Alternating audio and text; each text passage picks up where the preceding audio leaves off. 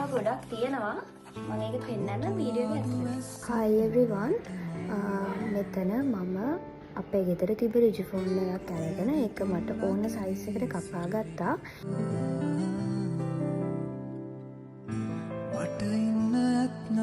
ඒකට මේ තියෙන්නේ මම විෂන් බෝඩ් එක හදන්න Pinterest එකෙන් හොයලා ගත්ත පින්තූර වගේක්.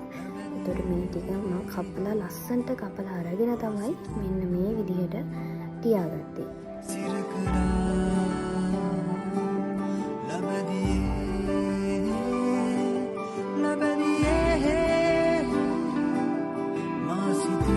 විෂන් බෝඩ් එකක් කියන්නේ ඔයගොල්ලෝගේ goals, dreams visually represent කරන තැනක්. එතකොට අපි සාමාන්‍යයෙන් විෂන් බෝඩ් එකක් අපිට පේන තැනක නිතරම පේන තැනක තමයි ගහන්න ඕන.